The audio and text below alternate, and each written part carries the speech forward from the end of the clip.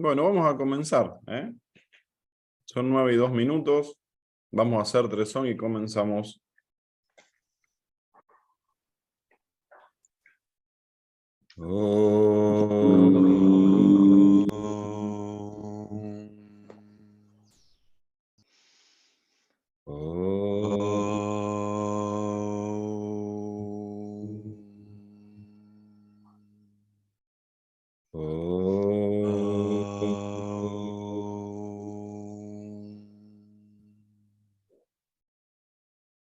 Buen día, Sairán a todos.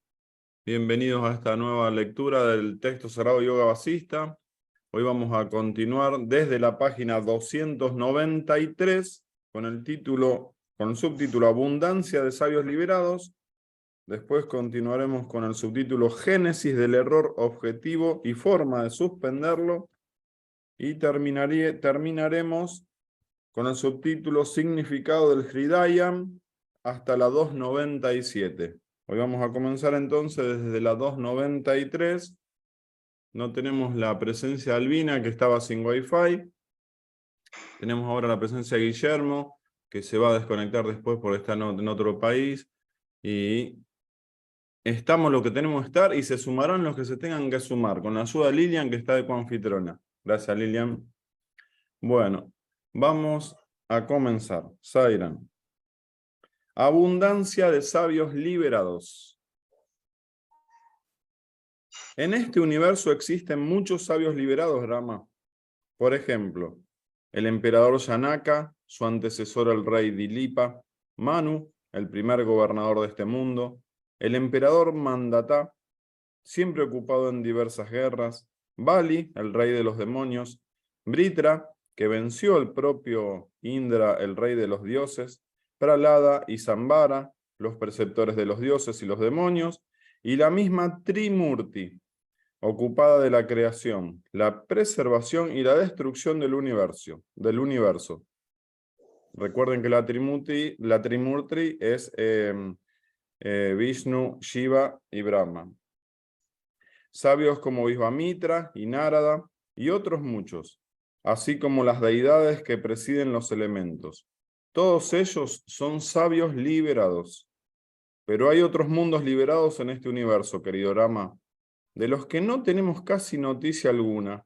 Son sabios, algunos son sabios, otros reyes, otros brillan como las estrellas y los planetas, otros son divinidades o demonios, incluso entre los gusanos y entre los insectos.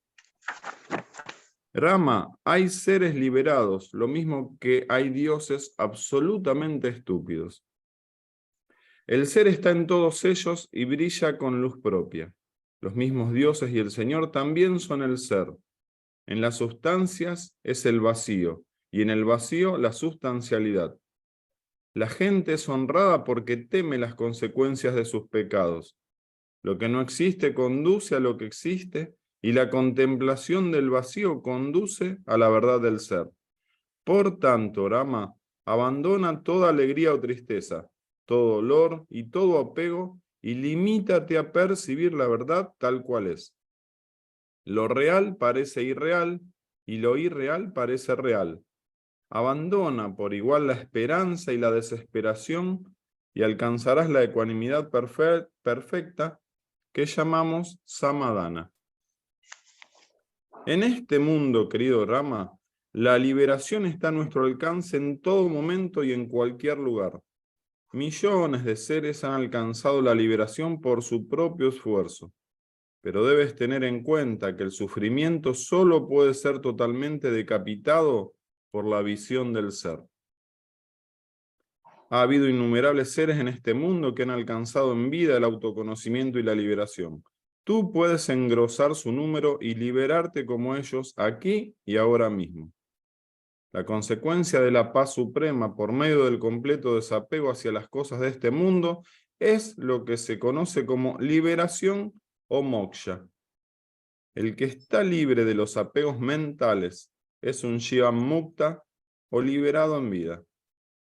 El que se esfuerza sinceramente en este sentido contempla el mundo entero como la pisada de una vaca. Todos estos mundos, querido Rama, aparecen en el absoluto Brahman y solo son aprendidos como una sustancia independiente a causa de la ignorancia, avidya. Cuando brota la sabiduría, vidya, desaparece aquella noción errónea que hace que todo esto se manifieste ante nosotros como mundo. Bendito seas, Rama, porque el espíritu de investigación ya se ha despertado en tu corazón. Desgraciado aquel que permanece atrapado en el espejismo del mundo mientras todo tiene posibilidad de superarlo. El sabio que ha comprendido profundamente la verdad capta este mundo como si estuviera en un sueño profundo, sin que los objetos despierten en él el menor deseo de posesión o anhelo. Con su inteligencia interior, no capta los objetos y experiencias que le sobrevienen sin pretenderlo, porque su corazón está sumergido en sí mismo. Ni ahora el pasado, ni añora el pasado, ni alimenta esperanza alguna en el futuro, ni siquiera vive en el presente y sin embargo lo hace todo a la vez. Dormido está, despierto y despierto duerme. No hace nada, pero no deja nada por hacer. Ha renunciado interiormente a todo, aunque en el exterior parece andar ocupado entre las cosas y siempre está en un estado de equilibrio mental y emocional, porque su actividad nunca es deliberada. El sabio vive desapegado de todos y de todo. Su conducta parece afectuosa a los afectuosos y violenta a los violentos. Es un niño para los niños, un viejo entre los viejos, un héroe en medio de los héroes, joven para la juventud y triste para los desdichados. Sus serenas y dulces palabras están llenas de sabiduría. Nada gana con las acciones nobles, pero su conducta es noble. No tiene anhelo de placer y por lo tanto nunca es tentado por él. Ni la esclavitud ni la liberación le atraen, lo más mínimo. Consumida la red de la ignorancia en el fuego de la sabiduría, el pájaro de su conciencia vuela libremente hacia el vacío del ser.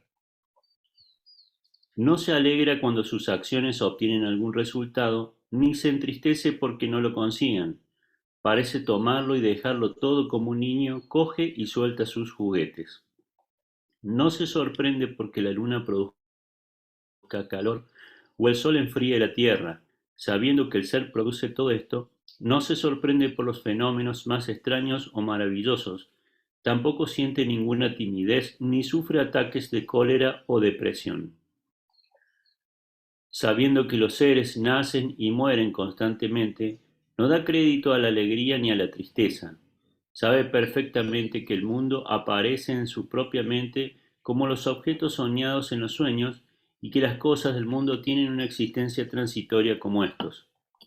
Por eso, no encuentra ningún motivo para alegrarse o entristecerse. Cuando cesan todos los conceptos de placer y dolor, de lo deseable y lo indeseable, etc., desaparecen en la mente todas las ideas que inevitablemente los acompañan. El error no vuelve a nacer en su corazón como una semilla quemada o destilada, ni una gota de aceite. Título: Génesis del error objetivo y forma de suspenderlo. Lo mismo que cuando movemos circularmente una antorcha, parece dibujarse un círculo de fuego. La apariencia objetiva de este mundo se debe a las vibraciones de la conciencia que se mantiene fija en la mente. Pero la conciencia y su vibración son inseparables como la nieve y la blancura, el aceite y la semilla, la flor y su fragancia, el fuego y el calor. Cuando la mente las separa, produce una pseudo-realidad que no existe en modo alguno y que llamamos mundo creado. La mente y el movimiento del pensamiento son inseparables. La cesación de uno de ellos equivale a la cesación de ambos. Hay dos métodos, querido Rama, para conseguir esa cesación.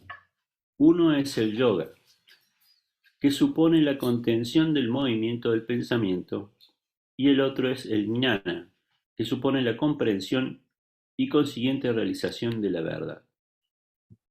La energía que circula por los canales corporales o nadis recibe el nombre de prana.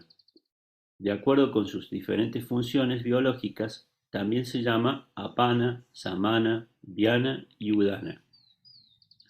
Este prana está indisolublemente unido con la mente. De hecho, lo que se llama mente no es más que la conciencia, que se dinamiza como pensamiento a causa del movimiento del prana. El movimiento del pensamiento que llamamos mente se produce por el movimiento del prana y este surge a su vez a causa del aparente movimiento de la conciencia en forma de pensamiento. Ambos, mente y prana, son como los bueyes sometidos a un mismo yugo de mutua dependencia, como las olas y los movimientos de las corrientes de agua. Los sabios enseñan que la mente está causada por el movimiento del prana y por esa razón, cuando se contiene este movimiento por medio del yoga, la mente también se detiene. Cuando la mente deja de moverse, cesa la apariencia del mundo objetivo, que es la meta que todos buscamos. El movimiento de prana se detiene cuando todos los deseos y esperanzas de nuestro corazón tocan a su fin por medio de la práctica rigurosa de las escrituras y las enseñanzas de los sabios, o mediante el cultivo del desapego en vidas pasadas, o por la práctica de la meditación en una verdad determinada de un modo unidireccional y persistente, que se conoce por ekagrata. El movimiento del prana también se detiene por la práctica esforzada de la retención del aliento o por la repetición de la sílaba sagrada Om, sintiendo profundamente su significado en nuestro corazón. La práctica de la exhalación rechaka, cuando el prana se mueve en el espacio sin tocar el cuerpo, o de la inspiración puraka, en forma muy lenta y contenida, y de la retención kumbhaka, durante un largo periodo de tiempo, pueden conducir a una detención del movimiento del prana. Del mismo modo, la cláusula de los orificios, la clausura de los orificios interiores de la nariz con el extremo de la lengua dirige el prana hacia la coronilla con los mismos resultados. La práctica de la meditación fijando intensamente la atención en un punto situado a 12 pulgadas del extremo de la nariz o la entrada del prima por la parte superior del paladar. ¿Qué sería del prana, Seba? Prana, bien. El prana, por la parte superior del paladar, gracias. Su fijación entre las cejas, o también la subida de tensión del pensamiento, súbita de tensión del pensamiento, o la cesación total de las tendencias mentales por medio de una meditación en el vacío del corazón, Hridayam, durante un largo periodo de tiempo, pueden conducir también a la detención completa del prana. Cualquiera de estas prácticas puede bastar por sí misma para alcanzar la meta deseada. Elige la que prefieras y sea más acorde con tu energía y tu entendimiento. Sobre esta complicada explicación, Rama preguntó: Señor, ¿qué es ese corazón al que os referís con frecuencia? Vasista no dudó en aclarar. Título: Significado de Hridayam. La palabra corazón o Hridayam tiene dos significados distintos. Uno es el correcto y el otro no lo es. Yo no me refiero a esa parte del cuerpo físico que se localiza a la izquierda del pecho. El corazón al que se refiere, o Hridayam, tiene la misma naturaleza de la conciencia pura.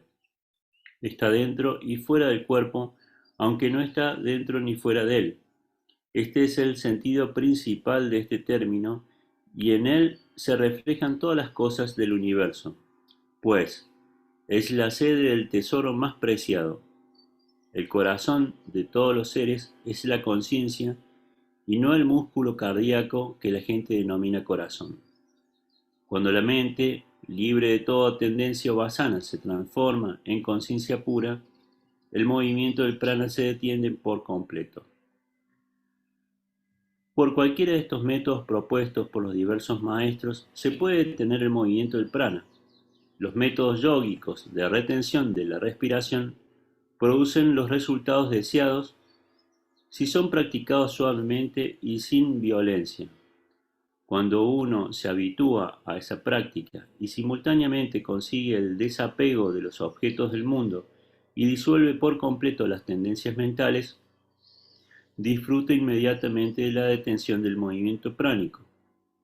Durante esta práctica, uno puede concentrarse en el centro de las cejas, en el paladar, en el extremo de la lengua o en la misma coronilla.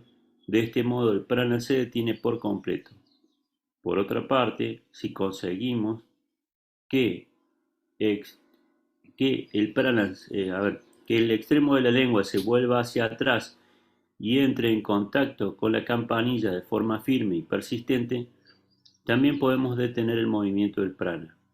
Estas prácticas quizás sean consideradas por alguno como distracciones sin sentido, pero si las realizamos de modo continuo y adecuado, podemos alcanzar un estado carente de distracción alguna. Por una práctica firme de este tipo, podemos librarnos del dolor y experimentar la dicha del ser. Por tanto, practiquemos el yoga si lo consideramos oportuno. Cuando el movimiento del prana se detiene por una práctica persistente de este tipo, lo que queda es el nirvana o liberación. En él está todo, de él surge todo. Él es todo. En él no surge la apariencia objetiva, ni es semejante ni diferente a esta apariencia.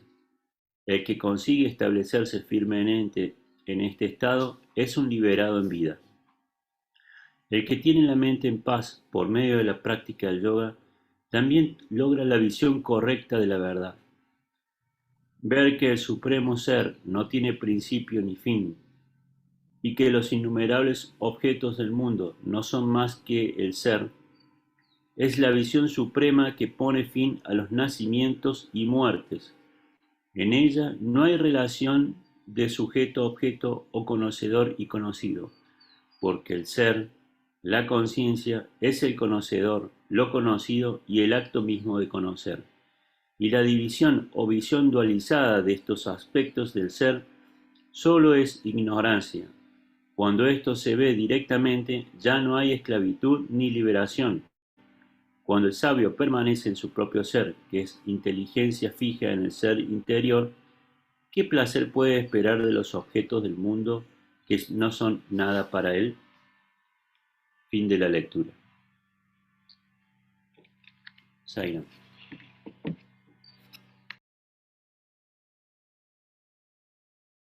Gracias, Eva. Gracias, que se me había cortado Wi-Fi. Así que muchísimas gracias.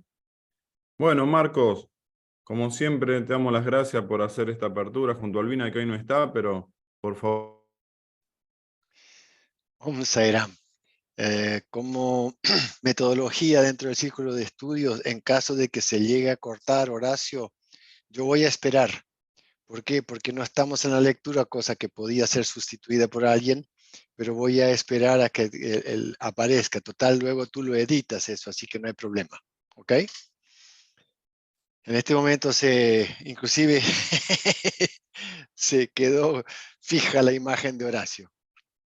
Voy a esperar a que Horacio aparezca por una cuestión de respeto a todos aquellos que Ahora además ayudarnos a comprender algo de lo leído. Si bien en la parte... Bueno.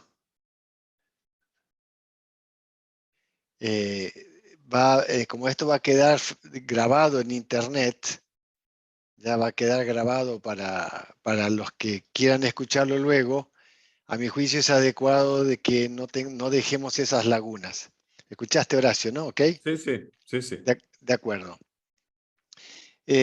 Según la experiencia de Marcos, que ha estudiado Vedanta Advaita, sobre todo muy fuerte, Kena Upanishad, Katha Upanishad, Mandukya Upanishad, es necesario siempre que cuando se realiza una investigación, en este caso, investigación del ser, o sea, Atma Vichara, saber que todo, absolutamente todo en el mundo es referencial.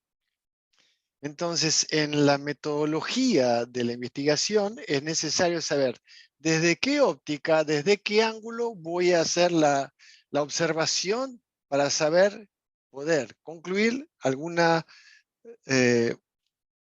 referencia respecto de algo. Necesito saber desde dónde estoy mirando.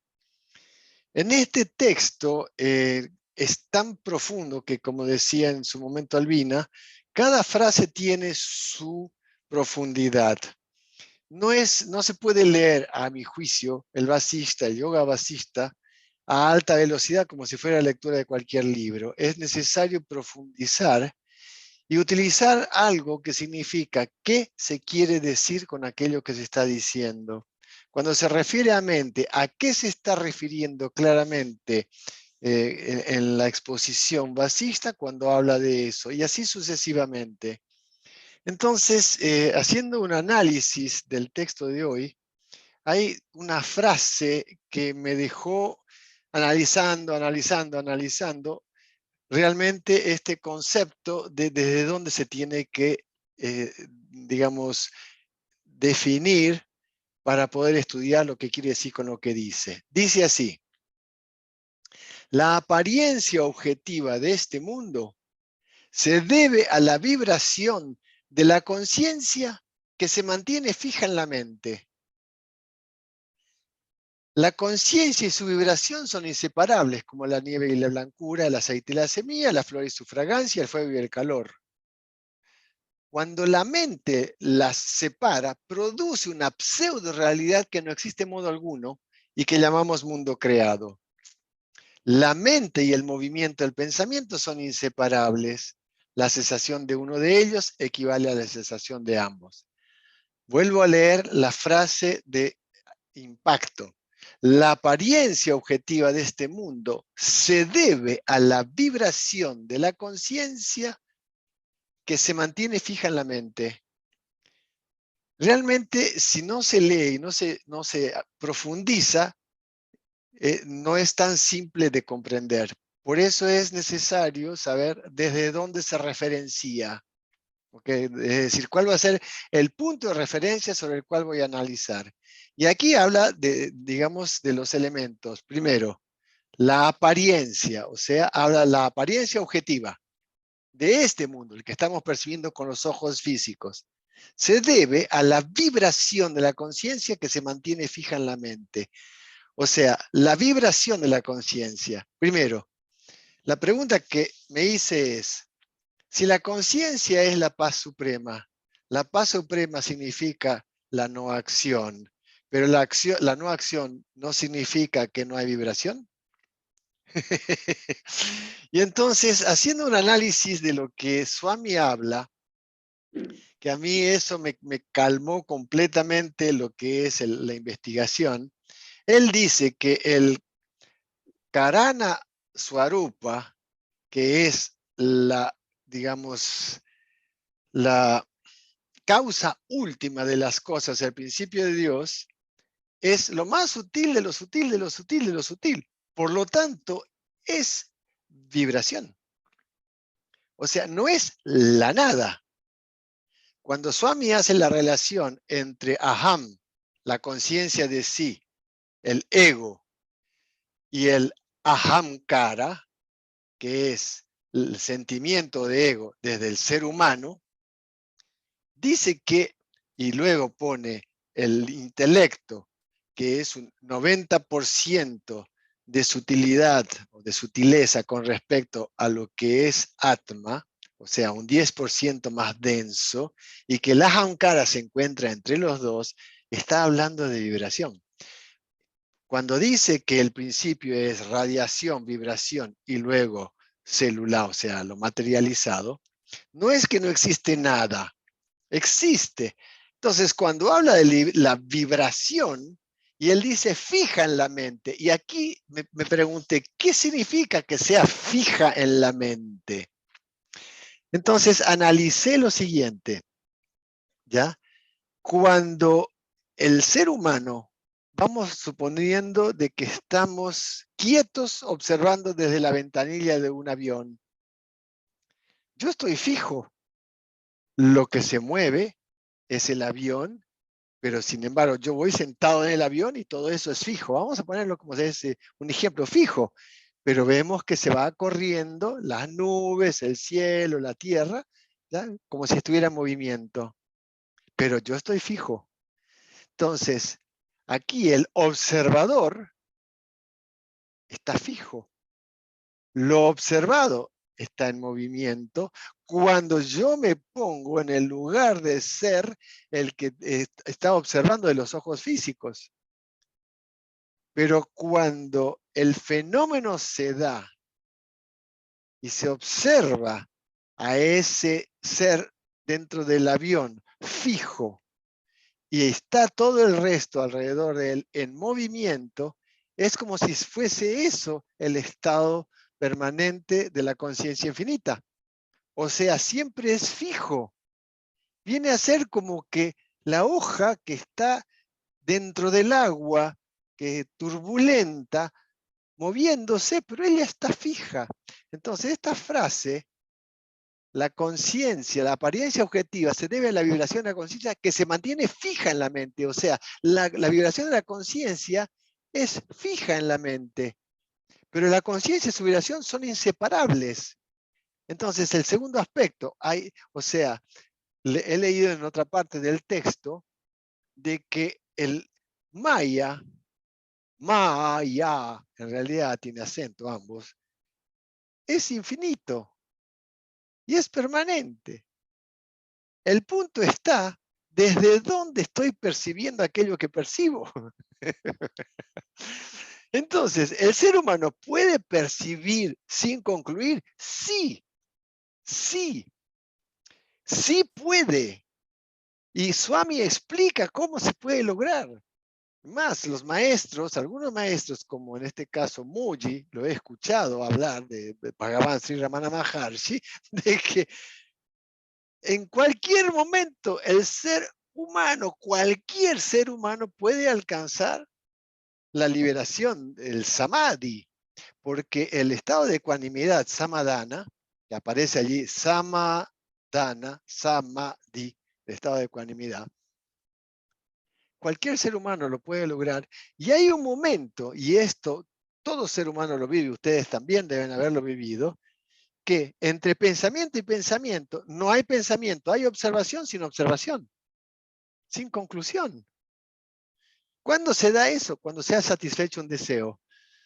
O sea, Ananda Maya Koya, ¿cierto? Se alcanzó el deseo y en ese momento no hay pensamiento. Después de 1 o 2 segundos puede volver a aparecer el pensamiento. Swami habla de extender ese espacio hasta los 13 segundos. Ir extendiendo, extendiendo, extendiendo ese espacio. Entonces la práctica, como también decía Eckhart Tolle, consiste en observar simplemente sin concluir.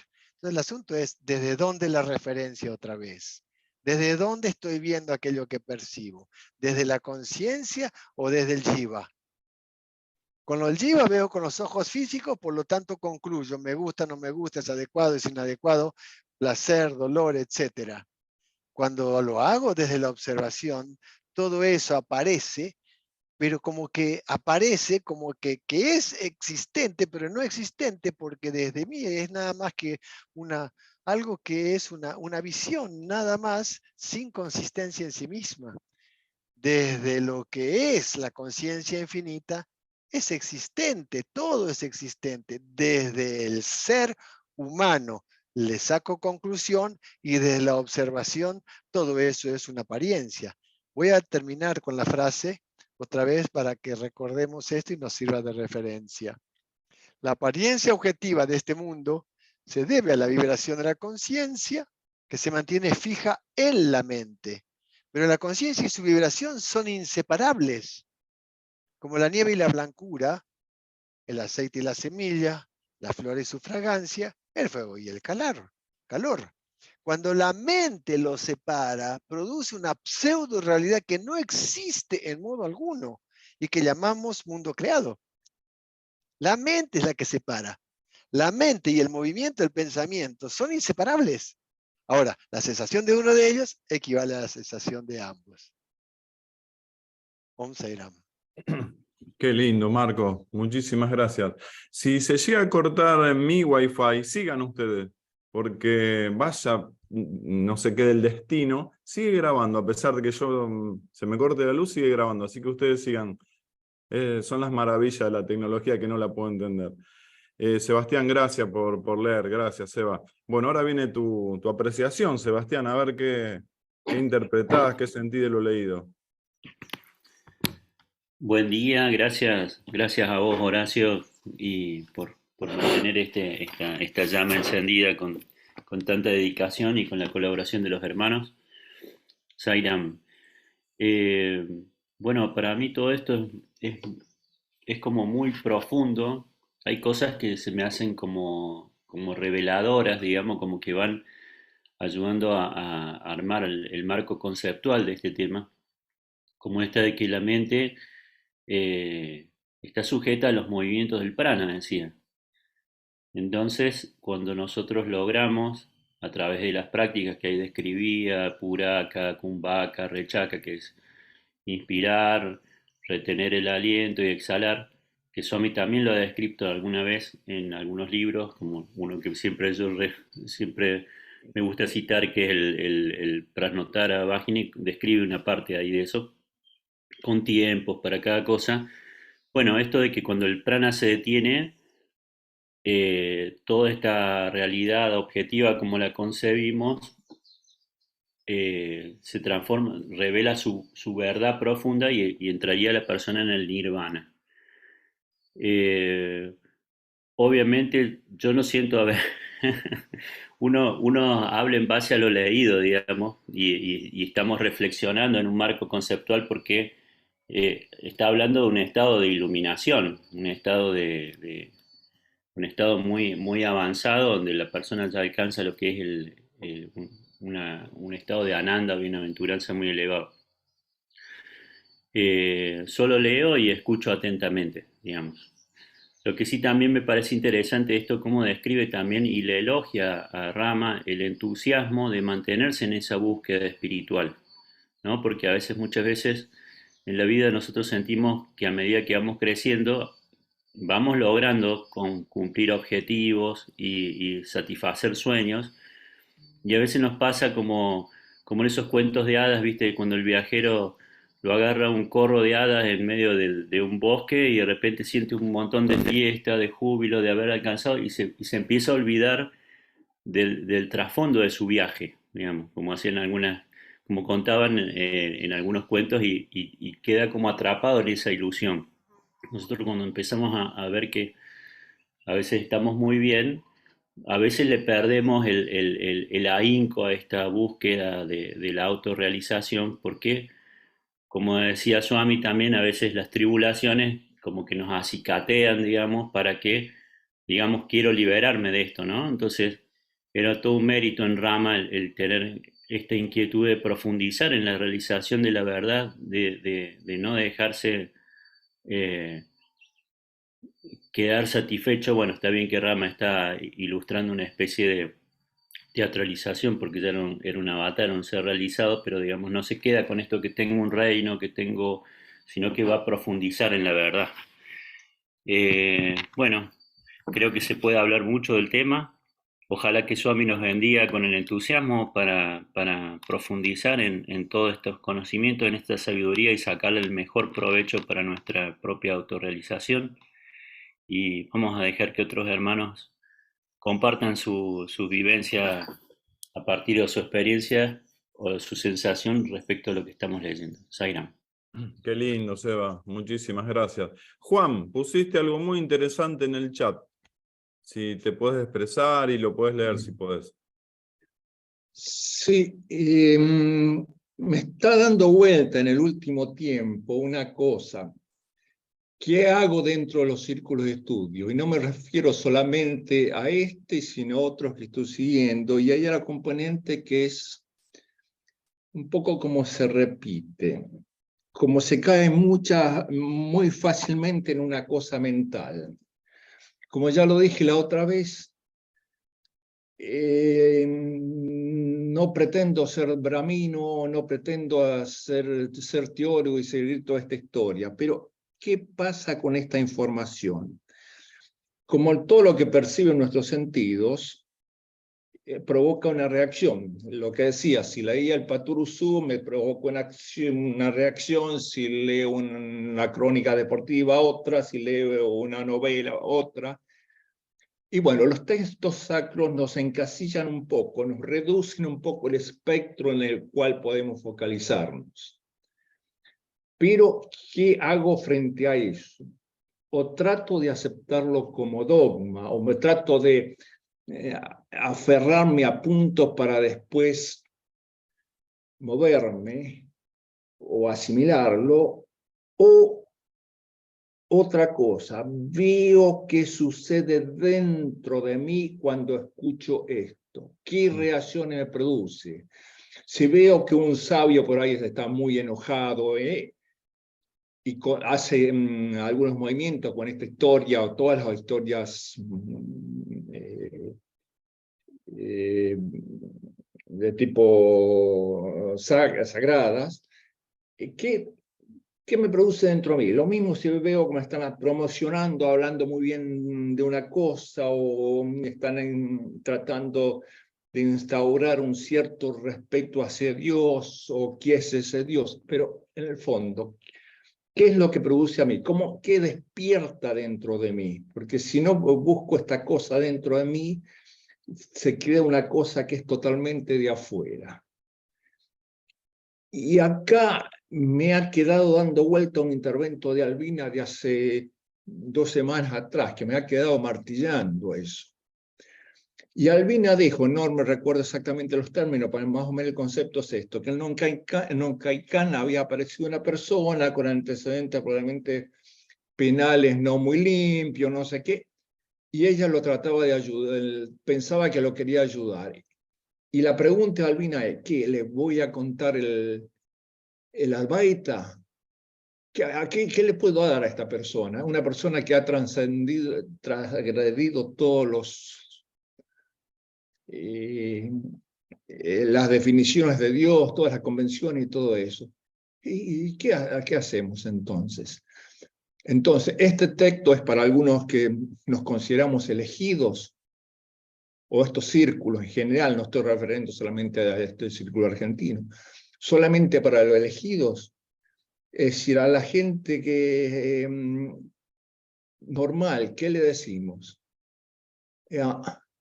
Hay una cosa dentro de vos que sabe, es cuestión de despertarla. Querés llamarlo Dios, querés llamarlo como quieras.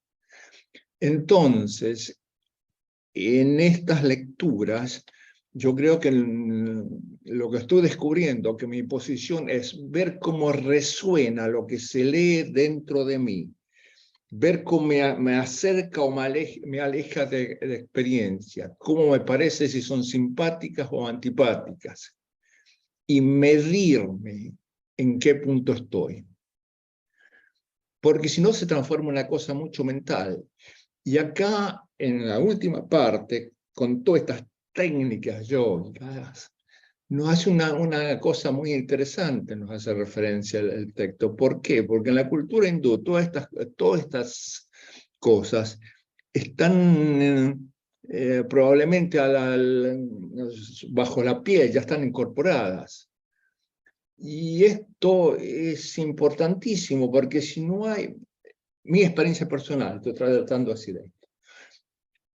Cuando hacía yoga, cuando hacía meditación zen, artes marciales, todo eso, después de la cosa física, después del control de la respiración, después del control de los latidos del corazón, de todas esas técnicas, uno logra una cierta situación que le permite ver o sentir de otra forma lo que hay alrededor.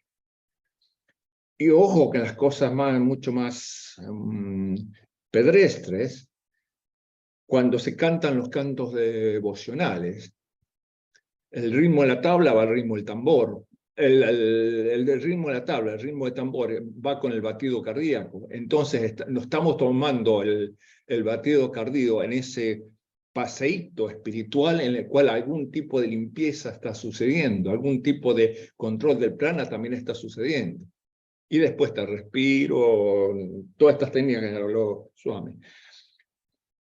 Entonces, en el fondo, mi drama de este momento es no caer en angustiarme o preocuparme si no entiendo toda la trama. Lo que trato de ver es sacar las pocas puntas que hay de acá y ver qué me producen a mí, dentro de mí, porque creo que la inteligencia que debe surgir es una cosa que se debe elaborar de adentro, porque si viene de afuera se siente una cosa impuesta y no. En algún momento probablemente las dos corrientes se van a unir. Es decir, lo que viene de afuera se unirá con esta cosa que emerge de dentro, y en ese contexto probablemente uno llega a conseguir esa unidad. Pero estoy en mi búsqueda. Eso es todo, Sairam. Siempre muy interesante escucharte, Juan. Muy interesante escucharte. Y te damos las gracias por eso. Uno puede coincidir o no, pero de eso no se trata el Círculo de Estudios. Se trata de escucharnos a todos y me despertás bastantes cosas dentro, así que te lo agradezco, Juan. Guillermo, ¿estás conectado todavía, Guillermo? Pensábamos que ya te habías ido. Si podés expresarte. No, aquí estoy. Muchas gracias. Estoy un poquito cansado. Estos días han sido, a pesar de estar ahí en Jamaica, un poco pesados, pero me costó seguir un poco la idea del texto. Pero sí quiero hacer una reflexión y me quiero tomar un poco de lo que dijo Juan, que me llamó mucho la atención. Pero antes de referirme a lo que dijo Juan, hay una parte donde dice la liberación está a nuestro alcance en todo momento y en cualquier lugar. Y posteriormente, perdón, seguido dice, ha habido innumerables seres en este mundo que han alcanzado en vida el autoconocimiento y la liberación. Tú puedes engrosar su número y liberarte como ellos aquí y ahora mismo. Bueno, cuando Juan hacía el comentario, yo pensaba, ¿y qué pasa conmigo? ¿Qué pasa con mi persona? Y mi reflexión fue que para mí, como lo expresaba antes, esto ha sido una revelación porque me ha dado una perspectiva de la vida completamente distinta, que antes no tenía. Antes mi vida era una vida bastante plana, llena de desafíos, con éxitos y fracasos, como toda la vida. Pero ahora veo que hay un mundo completamente diferente. Y aquí viene un tema de definiciones, de cuál es el camino a seguir. Pero no es una definición intelectual, no es una definición como cuando uno analiza de repente dos opciones en el mundo de la economía, en el mundo de las matemáticas. No, es una definición espiritual, es una definición del alma, es una definición de que tal vez la pregunta que uno quiere hacerse es, más allá de la pregunta más relevante, ¿quién soy yo? Es, ¿quiero yo trascender? ¿Y cómo quiero trascender? Porque por lo que yo he comprendido, esta sucesión de nacimientos y muertes interminables, podemos frenarlas. Entonces, la pregunta que yo me hago es, ¿quiero frenarla? Y me doy cuenta de que esta opción que Swami me ha entregado, me entrega todos los elementos para poder transitar de esta vida plana a esta posibilidad de liberarse. Recuerdo que en varias oportunidades he dicho de que, por lo menos a mí, me ha sido muy difícil por el momento disminuir el tema de los deseos. No se trata de eliminarlos, sino que darle la connotación que tienen. Y creo que ahí hay una definición que tengo pendiente, Pero insisto, no es una definición intelectual, porque las definiciones intelectuales a mí me es muy fácil tomarlas.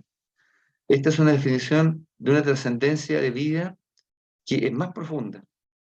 Y estoy trabajando para eso, tal vez no con la intensidad que quisiera, pero estoy trabajando para eso.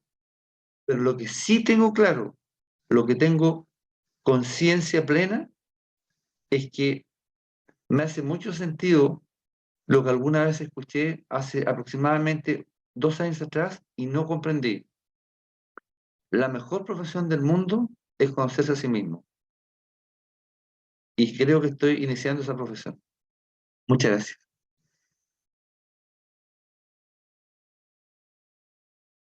Andrea, si puedes expresarte. Gracias. Y perdón por mi wifi. Hola, buen día. La verdad que me es bastante difícil expresar en palabras, porque lo que dice Juan, Guillermo, de mirarnos a nosotros mismos, qué nos pasa con todo este conocimiento en letras, me es difícil expresarlo. Pero volviendo al texto, la parte del significado de Hridayam, no sé si se pronuncia así, me gustó bastante. Es lo que estaba transcribiendo, así que los cortes de Wi-Fi me vienen bien para seguir escribiendo. El corazón de todos los seres es la conciencia y no el músculo cardíaco que la gente denomina corazón. Cuando la mente libre de toda tendencia o asana se transforma en conciencia pura, el movimiento del prana se detiene por completo.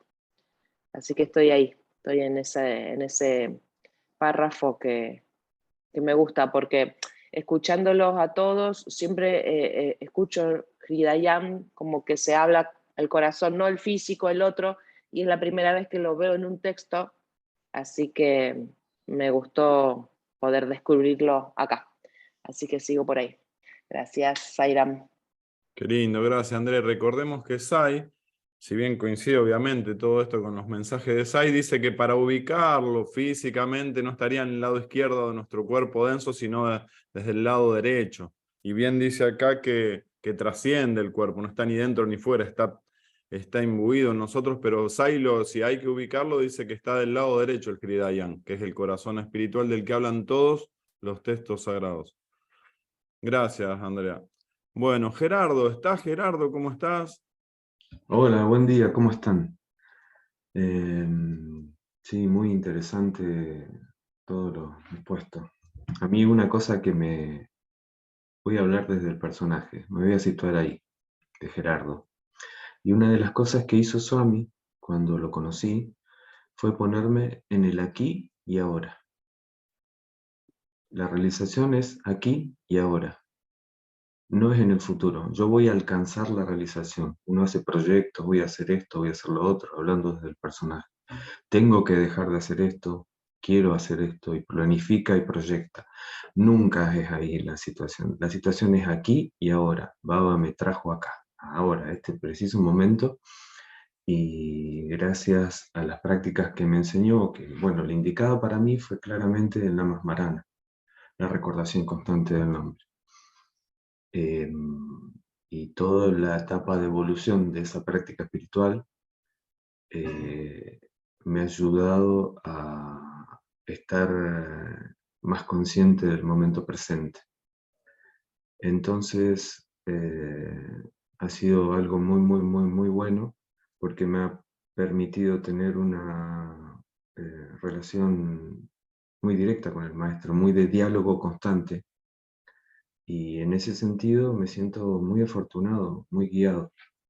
Así que bueno, eso es la experiencia que he tenido. También otra cosa que me ha ayudado mucho a avanzar en el camino espiritual son las dificultades, entre comillas, en la práctica cotidiana, en lo diario. Las dificultades que he tenido en el consultorio, bueno, con la familia, o de lo cotidiano, ¿no? Me han hecho estar, o por lo menos soltar el rol del personaje y recordar la Muralí, que él obra a través de nosotros, que somos nada más que un instrumento. La práctica de la Masmarana me ha permitido alcanzar un espacio de silencio en el cual no se adjetiva, no se evalúa, no juzgo.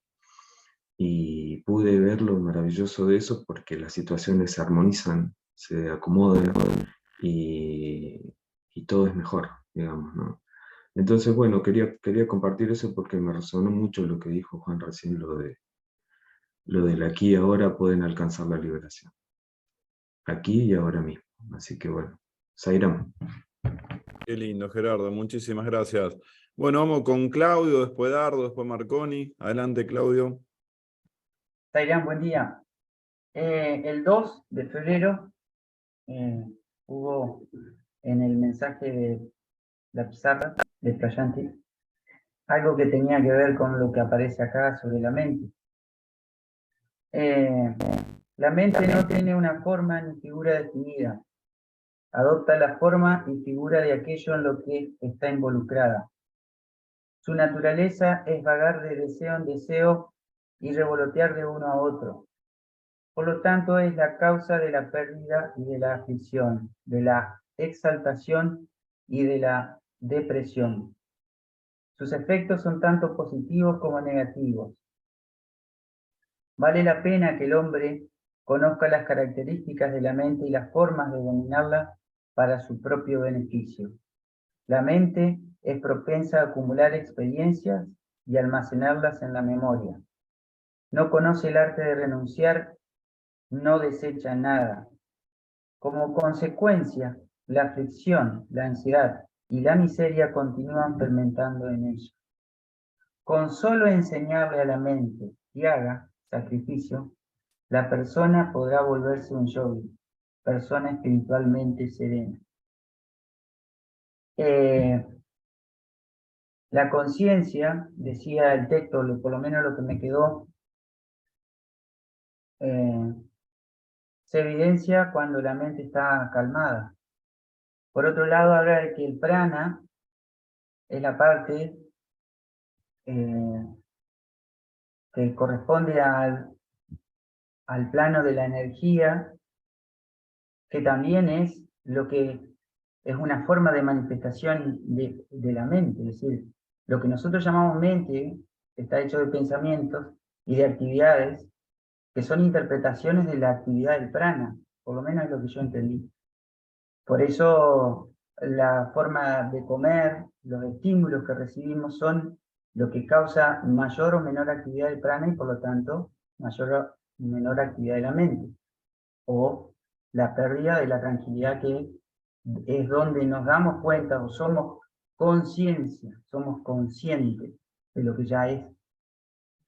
Entonces, todo esto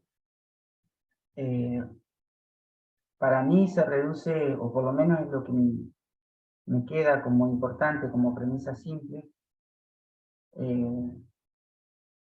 se reduciría a enfocarse durante todo el día. Reducir la manera en que nos involucramos con la mente, siendo testigos de lo que está ocurriendo, porque no podemos dejar de pensar tampoco. El ego nuestro nos va a acompañar siempre. No por una intención mental vamos a hacer desaparecer lo que hace falta incluso para convivir en este mundo de vibraciones. Entonces, el tema es no perder ese trasfondo de conciencia ininterrumpido. Ininterrumpido me refiero como objetivo, no como un logro, pero tratar de mantenernos como ese que está observando. No recuerdo quién fue de los compañeros que lo habló. Marcos. Como esa ventanita. En este momento, por ejemplo, nosotros estamos acá frente a una ventanita, ¿no? Y hay cuadraditos y a la vez estamos nosotros. Pero el que está mirando no se mueve. Y a la vez hay sensaciones que se producen cuando habla Juan, que nos dan cariño. Entonces nosotros somos este que está mirando y somos aquel que nos causa lo que nos causa. Somos como una cosa no diferenciada. En ese momento, creo yo, lo más cercano a no diferenciarnos con un concepto de que somos un individuo, está presente y no nos damos cuenta. Salvo cuando nos quedamos quietos mentalmente. Entonces yo creo que el círculo de estudio no es para usar el raciocinio, o sí, sino para experimentar que el raciocinio está dentro de todo eso que está como trasfondo, que tiene como trasfondo la tranquilidad. Y que cuando nos damos cuenta nos quedamos calladitos, o si hablamos, intervenimos de acuerdo a lo que siente el corazón, que va a llegar al corazón del otro, que está en lo mismo. Entonces no hay diferenciación. Bueno, eso. Zairán. Qué lindo, Claudio. Y al propio, cuando hablamos, muchas veces nos hablamos a nosotros mismos, sin darnos cuenta. Gracias, Claudio. Otro genio, Claudio, cuando hablas. Dardo, adelante, Dardo.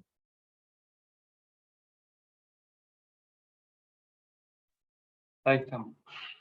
Sí, recién Horacio vos comentabas que todo lo que enseña Sai Baba coincide con este libro.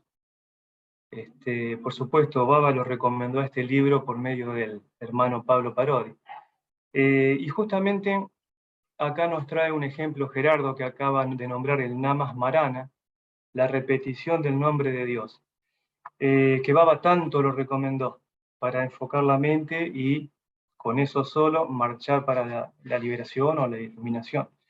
Fíjense que como que nosotros a veces como que tomamos el libro por un lado, como hace la mente, ¿no? Que se para, y lo que tenemos que hacer en la práctica por otro, pero no, realmente está y hay que prestarle atención y ahí lo vamos descubriendo, es decir, como que no se nos escapen lo que nos está enseñando por leerlo todo como si fuera una novela. Entonces, lo que mencionaba Gerardo, justamente acá está, lo llama Eka Grata, que también Baba lo explicó. Eka Grata, la práctica de la meditación en una verdad determinada, unidireccional, Eka 1, y persistente, que es la repetición del nombre. Entonces acá tenemos, por ejemplo, lo que Gerardo nos comentó, que es la práctica que él realiza, es uno de los tantos ejemplos que nos otorga el yoga basista para ir limpiando la mente y dejar de mover el prana y que en consecuencia que todo este mundo aparente aparezca para nosotros como Brahman. O sea que está lleno de joyas este texto, renglón por renglón. Después, aparte de recomendar tantas cosas con respecto al yoga, ¿no es cierto?, el uso de la respiración, como el pranayama de varias formas, posturas de la lengua, o fijar la mente, fijar la concentración en el punto entre las cejas, y muchas otras, también nos dice que podemos alcanzarlo por el medio del jnana, que es el conocimiento, la sabiduría. Y justamente esto que estamos haciendo, este estudio de todas las escrituras, o de las enseñanzas del maestro, las escrituras sagradas, ¿no?, o de la enseñanza del maestro, que nosotros tenemos las enseñanzas de Sai Baba, llevan también a lo mismo, llevan a la detención del prana, a la eliminación de la mente, y por ende a ver la realidad, la verdadera realidad, la única. Entonces, también está interesante para que como que nos da a elección de acuerdo a las inclinaciones de cada uno. Hay gente que le gusta mucho más las prácticas físicas, entonces, bueno, más adelante también el libro nos va a hablar del Hatha Yoga, todas las posturas y demás. Vuelve a repetir todo esto también lo que mencionaban, esas formas de respirar con todos esos nombres en sánscrito. Así que vamos a tener para rato con eso. Pero también a los que nos gusta la indagación, la investigación, y conocer por medio de las enseñanzas y las escrituras, también es lo mismo. Son distintos caminos, pero se va a llegar a lo mismo. No, puedo comentar también que con respecto a los mundos, que hablaba muy bien Marco, nos explicó ahí, que aparecen porque la conciencia vibra y la mente se fija y lo tiene observado como mundo. El yoga basista permanentemente pone palabras como estas: aparente, supuesto o pseudo, permanente, porque nos está queriendo hacer ver que todo esto es como una imaginación o como un sueño, como lo viven justamente los sabios. Por eso no dice, no te lo tira como real, siempre te va advirtiendo con esas palabras. Y bueno, eso cuando los mundos aparecen y los vemos como mundo, ahí menciona que hay un problema principal que es la ignorancia, avidia lo llama. ¿Qué pasa? Estamos permanentemente en ignorancia cuando vemos los mundos aparentes y los universos y todo lo que vemos que no es Brahman, ahí estamos en ignorancia. Entonces, al salir de la ignorancia y cuando brota el conocimiento, la sabiduría, ahí vamos a poder ver todo lo mismo, pero como Brahman. ¿Qué pasa? Ahí nos detalla del por qué nosotros estamos permanentemente en avidia y lo vemos así, en ignorancia. Porque nosotros no cuestionamos nada, es decir, los mundos aparecen, ahí está, ni siquiera nos ponemos a pensar en mundos más allá, vemos la Tierra con todas sus cosas, este mundo, y lo vemos y andamos por la vida y nadie piensa nada, salvo que nos guste la investigación del ser, el Atma Vichara. ¿Qué pasa? Entonces, no nos preguntamos, ahí está la tierra, el agua, el aire, todos los elementos, el fuego, y decimos, sí, con eso se constituyó el mundo y todo lo que vemos. Pero la indagación sería, ¿de dónde sale todo eso? Ahí está el tema. Entonces, como dice que nosotros no hacemos esa indagación, ahí nos mantenemos en la ignorancia. Vida tras vida, hasta que deseemos o surja en nuestro corazón las ganas de investigar y de decir, bueno, ¿qué más hay que todo este mundo? ¿O de dónde salió este mundo? Hasta llegar a la famosa pregunta, ¿no?, que todos deberían hacerse en el punto culminante de sus últimas vidas, ¿quién soy yo? Así que, bueno, también podemos comentar, el tema de cuando habla mucho de los sabios y su comportamiento, del tema de que el sabio, esto está interesante, el sabio no se alegra por nada, no se alegra cuando sus acciones obtienen algún resultado, y tampoco se entristece si sus acciones, todas o algunas, no obtienen resultado. Es decir, él está en un estado de ecuanimidad permanente, estado emocional permanente. ¿Qué pasa? Uno dice, bueno, no se alegra nunca. Entonces dice uno, pero ¿cómo? El común de la gente puede pensar, pero ¿cómo? No puedo tener una alegría, che, ahora me voy a comprar un auto, o me voy a casar, o voy a tener hijos, o voy a viajar a ver a Baba en aquella época, ¿no? O cualquier otra, gané dinero, no sé. Dice, ¿cómo? No puedo tener esa alegría, no tengo derecho. El ego aparece, salta ahí preguntándose que quiere ser feliz, quiere ser feliz. ¿Qué pasa acá? Pasa lo siguiente, que el sabio no se alegra por eso exterior que pase, por ese resultado de esa acción que él hace, que su cuerpo hace en lo externo, porque él en su interior no hace nada, él vive en paz absoluta. Entonces, pero su cuerpo hace las obligaciones, el dharma que él tiene que realizar. Entonces, ¿cómo se va a alegrar por algo que hace en el exterior si él vive en su interior? Él hace las acciones que le corresponden hacer por su deber o por su nobleza, y simplemente se lo entrega a Dios el resultado.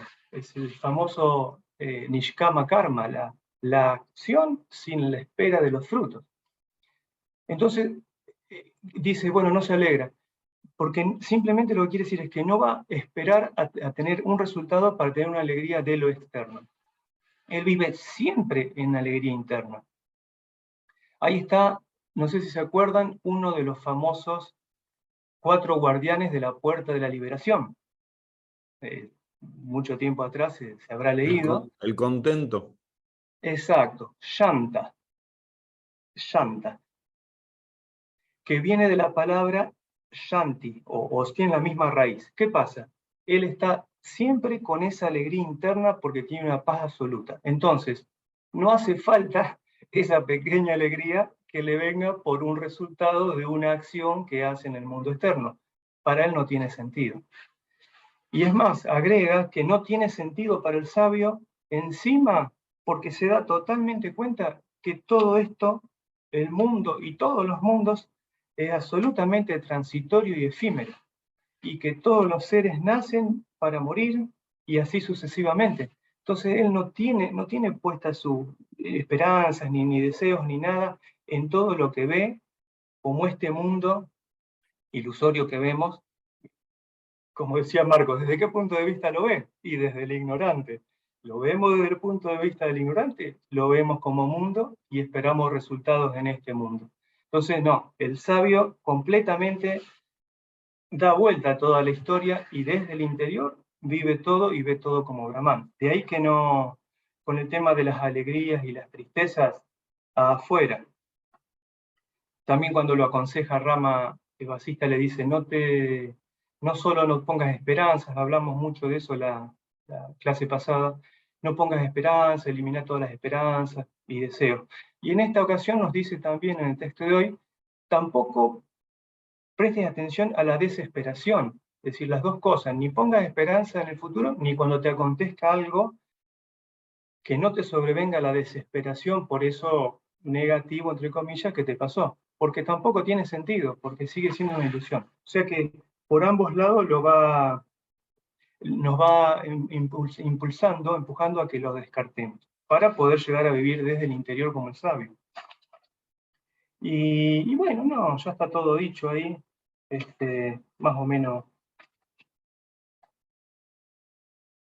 Sí, con eso estamos. Desapareció Horacio.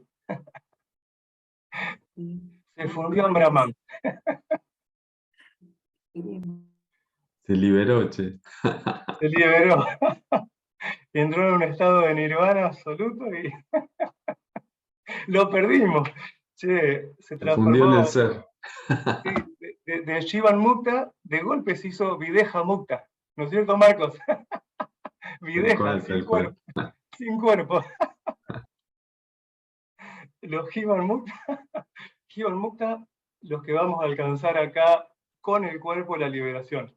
Y bueno, no, al final no sos un Videha Mukta, Horacio, ahí apareciste. ¿Cómo el tema?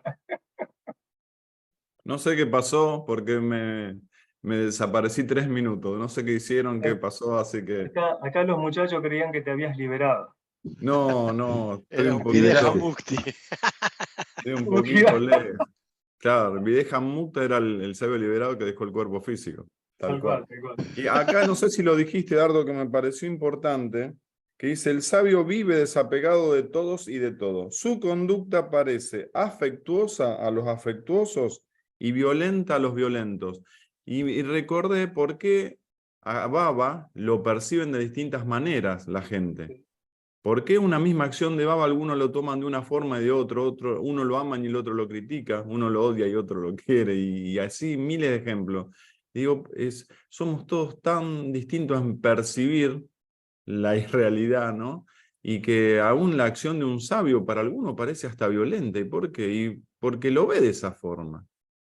Claro, vos sabés que esa parte sí, no la comenté, pero es verdad. Es como que el sabio a veces, en este caso a nosotros, Sai Baba, allá en el Ashram, personalmente, digamos, de forma individual a cada uno, como hablábamos la otra vez, cada uno tiene su mundo y su realidad, nos reflejaba nuestro estado. Vos estabas violento, te reflejaba violencia, y después el ego tonto nuestro iba a decir, no, este Sai Baba es un violento, o este Sai Baba tal cosa, y era todo un reflejo nuestro. Es decir, a mí me pasó, yo me di cuenta los primeros 3 días de eso, porque yo llego a India, mi primera vez pongo el pie ahí, en el hotel, me cruzo al Ashram, y a la hora lo veo a Sai Baba con miles de personas, justo me tocó la suerte de que vino con el autito ahí al lado mío. Pero yo me quedé observándolo, después empezó a tocar siempre dentro de las primeras filas, dentro de miles de gente. Bueno, ¿qué pasó? Yo lo empecé a observar y eso me pasó, Horacio. ¿Sabés lo que...? Para mí India era todo un mundo distinto, yo estaba alucinado, miraba para todos lados, estaba como así boleado. Y los primeros 3 días, yo me acuerdo que Baba salía, y lo traían, viste, en la silla de ruedas, y yo me mataba pensando, ¿qué haces ahí, Baba? Porque ¿sabés lo que hacía? Miraba para arriba, miraba para abajo, abría la boca, todo un comportamiento que no es lo que hace Sai Baba. Estaba como perdido, como perdido, como perdido. Y yo me di cuenta, o algo me hizo dar cuenta, que claro, era el mismo asombro que yo tenía de estar en la India, que yo los primeros 3 días andaba así, abriendo la boca, mirando la cultura diferente, todos sorprendidos como un mundo alucinante nuevo. Y él me estaba reflejando eso, no era que era un comportamiento de alguien discapacitado, pero era toda mi cara de bobo que andaba ahí experimentando. Qué bárbaro. Cuando me di cuenta de eso, por eso el reflejo de esta parte que vos leíste, el reflejo de los sabios, te van a reflejar tus actitudes o tu comportamiento o tus basanes. Pero ellos no, ellos están libres de todo eso. Es lo que nosotros vemos. Y bueno, después de esos 3 días, yo, por suerte, algo pasó que me di cuenta, inmediatamente el comportamiento de Baja no fue nunca más así, nunca más. Qué grande, Dardo, qué lindo, muchas gracias. Marconi, tu sentir, Marconi, antes del cierre de Marcos. Bueno, me gusta hablar un poco sobre el pranayama, Puraka, Rechaka y Kumbhaka. Swami enseña la práctica del pranayama para la meditación. Me parece una cosa tan simple, pero cada uno tiene que obtener su realización, su práctica para sentir los resultados de esta práctica. A la manera más simple que Swami enseña para mí es sentarse y fijar un punto, una imagen en cualquier punto con los ojos cerrados, fijar la figura, la imagen de una llama o de cualquier cosa que sea, una sola cosa. Si hay dificultad, entonces se pone dos figuras a una cierta distancia entre las dos, y cuando la mente se está cansada de mirar una figura, pasa a la otra. Y así se puede pasar más de 10 segundos mirando la figura elegida por el sadhaka. Y después de 11 segundos, la persona se pierde la conexión con cualquier realidad normal. Entonces puede mismo acostarse para sentir la experiencia del pranayama. No es una cosa compleja, es una cosa muy simple, pero la preparación para este ejercicio de tensión de la mente o de eliminación de la mente o de tensión de los pensamientos que son todo el mismo, va a ocurrir más tiempo menos tiempo, pero es necesario no tener deseo por sexo, por comer la carne, por cualquier interés que sea del mundo físico. No se quiere nada más sino mirar una figura, y si hay dificultad se pasa para la segunda figura y se vuelve hasta que el pensamiento pueda ser totalmente eliminado, porque no tiene más deseo. También la mente, cuando se pasa por ese ejercicio, ela puede ser fácilmente dominada, pero es necesario la preparación. el acto en sí mismo es simple, pero la preparación tiene que ser estricta. Bueno, es eso lo que yo quería decir. Sairan. Qué lindo, Marconi, qué lindo. Muchísimas gracias. Y por palabras de Marco Erices, me consta de que lo practicás seguido, inclusive te vas a otros lados a realizar esas prácticas, ¿no? Tipo selva allá en Brasil, ¿puede ser?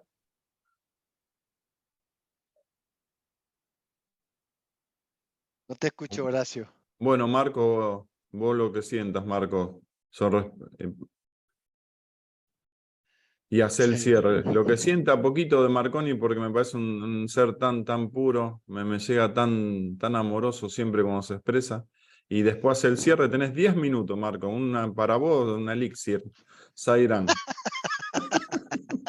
Gracias, Horacio.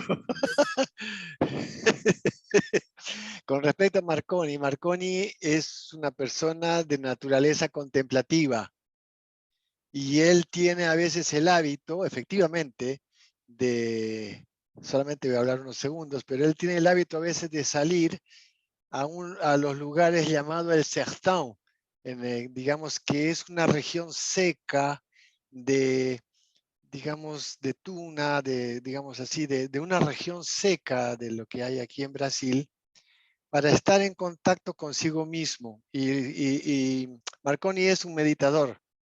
Entonces, a veces él no se expresa como él querría expresarse, pero él es un meditador contemplativo.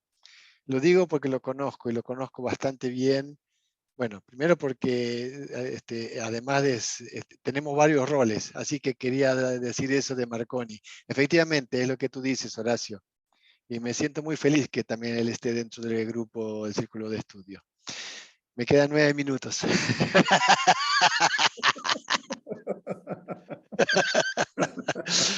Vámonos. Para hablar del texto, se pueden decir muchas cosas, pero querría hablar, digamos, entre comillas, mi experiencia, porque esa parte, digamos, combina un poco con lo que dijo Dardo, con lo que decía Claudio, con lo que decía Juan y con lo que decía Guillermo. Lo primero, a mi juicio, es tener claridad del objetivo. ¿Qué quiero alcanzar? ¿Y quién es el que pide lo que quiere uno alcanzar? Y cuando comencé este proceso, que lo comencé a los 13 años y después a los 20 años, ya en contacto directo con Swami Tilak, ¿qué es lo que quiero alcanzar? Y dejar de sufrir. Porque la palabra liberación tiene muchas, digamos, muchas connotaciones. Dejar de sufrir, O dejar sufrir de menos, sentir... o sufrir menos, ¿no? No, yo tenía ganas de dejar de sufrir, Horacio. Sentía una angustia padrísima, como dicen en México. No había nada que me satisficiese. Y he tenido algunos contactos con Juan, ¿no? Y en algunas cosas tenemos cosas muy comunes en caminos recorridos, ¿no? Habiendo estado 17 años en el yoga, 4 años en el budismo zen, estuve en el budismo tibetano, después estuve estudiando la línea de Shankaracharya, estuve estudiando también a Lama Ganchen, en fin, muchas cosas. Pero el único que logró calmar mi angustia, que era existencial, porque la psicología no lo pudo resolver, fue Swami. Y en el año 89, cuando en la entrevista, yo habiendo aprendido en el budismo, que cuando uno quiere algo, no pida las joyitas, ¿viste? No quiero las joyitas, yo quiero el oro, todo. ¿No? Había aprendido, pide el Buda. Yo, cuando Swami me pregunta, ¿qué es lo que tú quieres? Y dije, yo te quiero a ti, Swami. Con Swami lo tengo todo. Y él me responde, yo soy tú, y búscame en tu corazón. Ahí fue el quiebre, ¿no? Tardé 20 años en realizar eso, ¿ya? Pero puedo asegurarles, ahí comenzó mi proceso de calma. Y cuando en una oportunidad, en un darshan, él manda fuera los demonios de la mente que estaban instalados aquí, que no me dejaban tranquilo, esas terribles obsesiones y vásanas, ¿no? Tremendas, también sentí calma. Y entonces el proceso no es que dejé de hacerlo, lo seguí haciendo. Entonces, pero también hay algo que querría decir para satisfacer un poco lo de Juan. Primero, en el texto dice que los demonios se pueden liberar. Sí, porque son, digamos, formas de expresión. Los gusanos, a veces los sabios toman forma de gusanos. Sí, o de cigüeña, como lo dicen en algún otro ejemplo. Sí, o de venado, no importa. O sea, no importa la forma física. De allí el budismo que dice, pues, cuando vas a barrer, ¿ya? Ora por si en tu accionar vayas a atentar con la vida de algunos bichitos, ¿ya? O sea, por el amor compasivo. Entonces, sí, pero ¿qué significa eso? Entonces, primero, tener claridad de objetivo. Segundo, buscar la metodología en ese proceso que cada uno tiene según lo que está realizando dentro de su acción diaria, su karma diario. Y no hay uno mejor que otro, pero sí hay guías. Y la guía la están dando, y como decía Daro en un momento dado, los 4 pasos que ayudan, Shanta, la lectura de las escrituras, el seguir el maestro y el satsang, ya que son los 4 caminos. Lo importante es decir, uno va teniendo sus etapas en los insights. Pero ¿qué se requiere? El esfuerzo correcto, abhyasa, es fundamental. O sea, en este proceso, lo mismo que en el mundo de las acciones para tener títulos universitarios, o lo que fuere, o alcanzar un buen puesto en el trabajo, el mismo esfuerzo lo ponemos en el autoconocimiento. Entonces, tener claridad de objetivo. Si no la tengo, estoy dando vueltas, participo aquí, participo allá, pero necesito tener claridad de objetivo. Y necesito tener disciplina, autodisciplina, porque si no hay autodisciplina y sistemática, es difícil, uno se dispersa. Entonces, elige la que quieras según el momento en el que estás y donde estés. Ese es el camino que he tomado. Entonces, para mí fue lo mejor el Hatha Yoga. Practiqué Hatha Yoga durante 17 años y todavía practico algunas posturas asanas y enseño a algunas personas, digo, mira, para ti practica Paschimottanasana, no, en esta, digamos, Ardha Padmasana, o sea, no importa, practica, ¿ya? Pero de lo que es la práctica en este Jiva, lo que ha sido muy útil es el pranayama. Pero no, como dice allí Vasista de una manera genial, tiene que ser suave, suavemente, sin violencia. No, suave. ¿Cómo? Por ejemplo, todas las noches, cuando voy a entrar en el sueño y en el ensueño, la mente la dirijo hacia la respiración y el soham.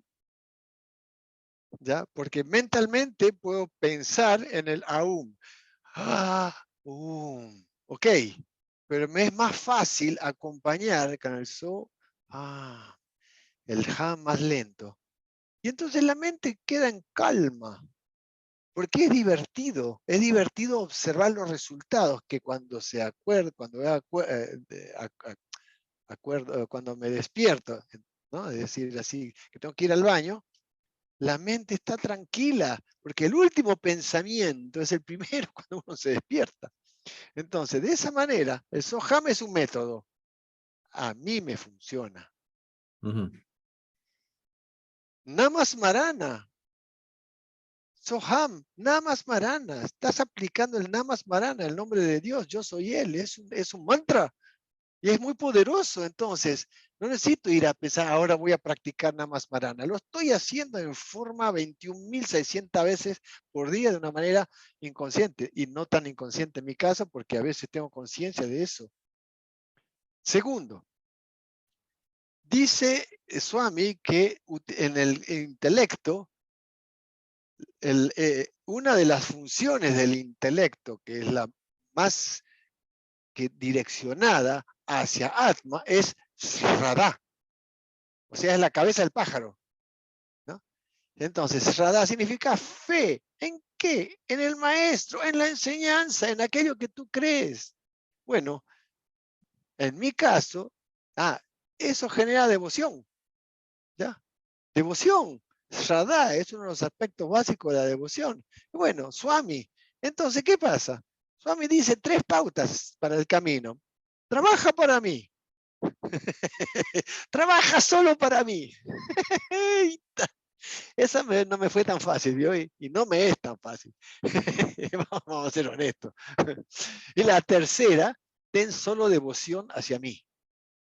Entonces, Shraddha y ese aspecto, ya es el segundo camino, uno, ¿no? El Namasmarana, tener el Swami en la mente permanentemente, charlando con él, porque tengo claridad de que si bien yo sé que yo soy yo, al mismo tiempo juego el rol del personaje del Jiva con respecto al gurú, y me encanta porque les voy a decir a ustedes con toda transparencia, como lo dije en otro momento, yo estoy esperando que nazca Prema Sai para volver a ver a Swami. Y sí, tengo ese deseo. Y sí, ¿cuál es el problema? Me encanta, me encanta. Tengo ganas de verlo. ¿Por qué? Porque Swami me ha despertado cosas y me sigue despertando cosas en este momento. En este momento se me está ampliando el pecho, ¿ya? Y siento piel de gallina, que tengo ganas de volver a estar con él. Y sí, ¿acaso eso? No, yo sé que yo soy él, y él me dijo que yo, pero vamos a jugar el rol, y me encanta en este rol jugar ese personaje. Y de hecho estoy haciendo todo purificando para volver a encontrarme y poder servirlo mejor. Porque él ha dicho algo, y desde ese lugar me instalo, porque cada uno va jugando roles, ¿no? Y él dijo, el 50% del trabajo para la transformación del ser humano la voy a hacer yo, pero el otro 50% la van a hacer mis devotos. Entonces yo me considero uno de ese 50%. Entonces desde ese lugar viene el que, ¿no? Los dos. Primero, el Soham con el Namasmarana. Segundo, el foco en el maestro. Y tercero, el estudio de las escrituras. El estudio de las escrituras no es para llevarme a la conciencia de que yo soy brahman en este caso. No, me interesa cada vez más tener claridad del discurso, inclusive para poder servir haciendo lo que hago como jiva, es decir, orientando, educando, porque ese es el rol que sé hacer. Cada uno sabe su rol. Entonces, en ese sentido, lo que estudio en las escrituras, hay una cosa importante, ¿ya? En la lingüística, en la semántica, en la semiótica, en todo lo que es el análisis del discurso. Todo discurso escrito, ¿no? Connota algo en algunos aspectos, pero denota todo algo. Entonces, la referencia es algo que es importante tomar en consideración. Cuando yo leo, no es la palabra la que me está diciendo escrita. Lo que estoy haciendo es lo que decodifico de lo que la palabra dice en función de la proyección sutil o no que yo coloco sobre esa palabra en el texto. La cosa es de dentro para afuera, no de afuera para adentro, porque el afuera no existe. Es una proyección inclusive en el texto. El texto refleja lo que ya existe dentro. Entonces, Vasista, por ejemplo, es fundamental para mí. ¿Por qué? Porque Swami, primero porque Swami lo entregó. Si Swami lo dio, yo ni tengo la menor duda de que ese es un texto sagrado.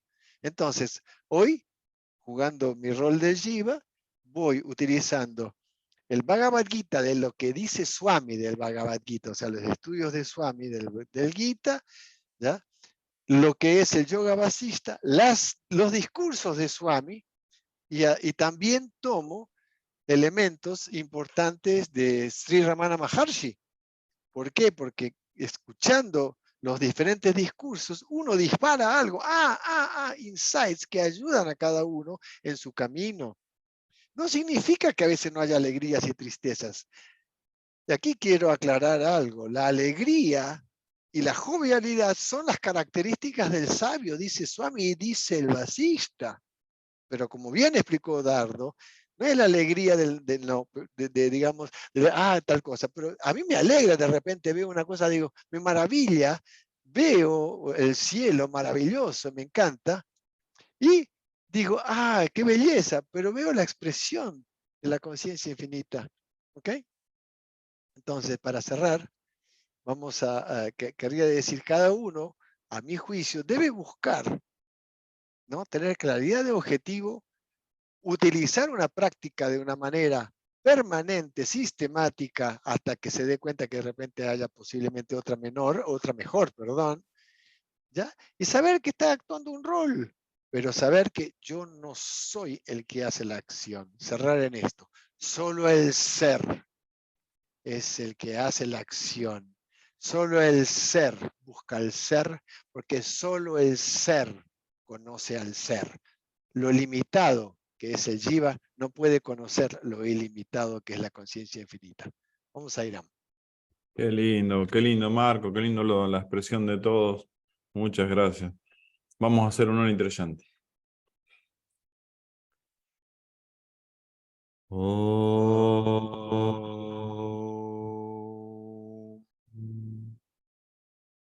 Shanti, Shanti,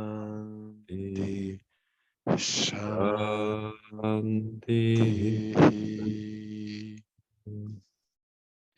Jai Bolo Bhagavan Sri Satya Sai Baba Ji ki. Jai.